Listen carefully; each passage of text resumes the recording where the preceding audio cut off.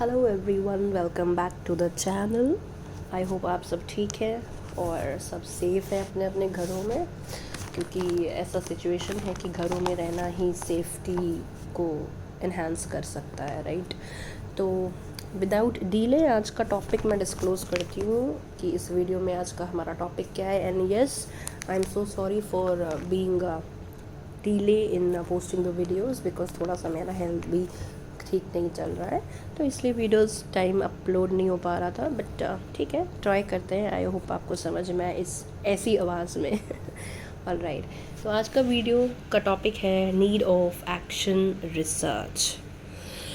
And yes, अगर बीच में मैं स्नीज़ करूं या कॉफ करूं तो उसके लिए प्लीज़ फॉरगिव मी। ठीक है, तो need of action research. The need of action research has its important place in present educational scenario। कहने का मतलब है कि जो एक्शन रिसर्च की प्लेस है आज की प्रेजेंट एजुकेशनल सिनेरियो में, उसका बहुत ही इम्पॉर्टेंट प्लेस या रोल है। To achieve the aims and objective of teaching and learning, assessment of students' problems is very necessary। अगर हमें टीचिंग और लर्निंग के एम्स को और ऑब्जेक्टिव्स को अचीव करना है तो स्टूडेंट के प्रॉब्लम का आकलन, assessment of students' problem is very necessary. In this respect, process of action research is very helpful to solve different problems of these students। यानी कि इस संदर्भ में एक्शन रिसर्च का प्रोसेस बहुत ही हेल्पफुल है स्टूडेंट्स की डिफरेंट प्रॉब्लम्स को सॉल्व करने के लिए। Many problems related to the syllabus, curriculum, subject matter, teaching methods, discipline and management emerge in day-to-day functioning of the schools, and action research provides the opportunity to meet the situations easier to attain the objective of education। कहने का तात्पर्य है कि बहुत सी समस्याएं हैं जो कि syllabus, curriculum, subject matter, teaching methods, discipline और मैनेजमेंट से संबंधित होती हैं और जो कि डे टू डे फंक्शनिंग में पाई जाती हैं। और इससे क्या होता है कि प्रोवाइड होती है एक अपॉर्चुनिटी सिचुएशन को इजी बनाने के लिए, ताकि जो एजुकेशन के ऑब्जेक्टिव हैं वो हमारे अटेन हो सकें। The working process of action research is helpful in motivating scientific attitude, analyzing schools' problem objectively, and solving problems with mutual cooperation। तो कहने का मतलब यहाँ पे यह है कि द वर्किंग प्रोसेस जो है एक्शन रिसर्च का वो हेल्पफुल है किस में? साइंटिफिक एटीट्यूड को मोटिवेट करने में, स्कूल के प्रॉब्लम को ऑब्जेक्टिवली एनालाइज करने में और प्रॉब्लम्स को सॉल्व करने में, जो कि म्यूचुअल कोऑपरेशन से हो सकती हैं। अब ये सब सर्कमस्टांसेस को ध्यान में रखते हुए, प्रॉब्लम्स को माइंड में रखते हुए अर्जेंट नीड है एक्शन रिसर्च करने की इस प्रेजेंट सिनेरियो में, तो हम एक्शन रिसर्च की नीड्स को डिस्कस कर सकते हैं कुछ पॉइंट्स के through.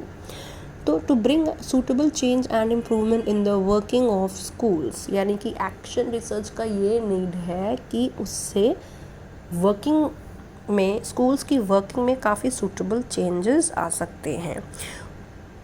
For the safety of democratic values, action research से डेमोक्रेटिक वैल्यूज़ की सेफ्टी भी होती है। आर्टिफिशियल इन्वायरमेंट जो है वो रिमूव हो सकता है। साइंटिफिक इन्वेंशंस जो है वो कॉम्बैट करते हैं, लड़ते हैं न्यू सिचुएशन से, स्पेशली जो कि आईटी से आ गया है।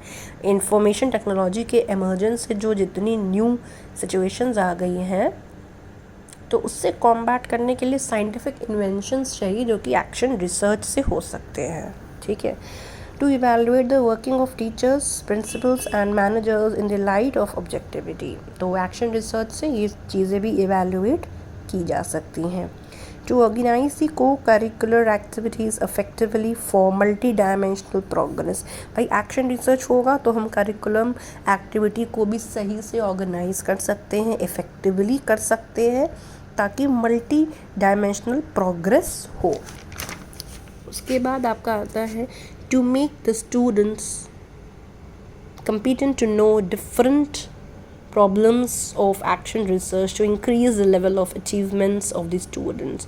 यानी कि एक्शन रिसर्च से क्या होता है कि स्टूडेंट कम्पिटेंट हो जाते हैं, उनको डिफरेंट प्रॉब्लम के बारे में मालूम चलता है, उनका अचीवमेंट का लेवल भी इंक्रीज़ होता है।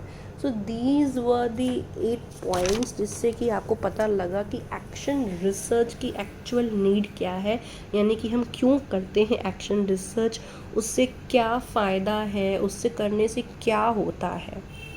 आई होप आपको समझ में आ रहा है।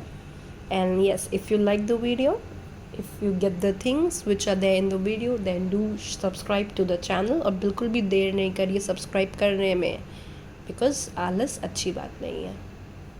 Till then, take care, bye bye, have fun, stay home, stay safe and eat healthy। खाना भी अच्छा खाओ, हेल्दी खाओगे तभी तो फिर पढ़ पाओगे, कभी कभी चलेगा, ऑल राइट।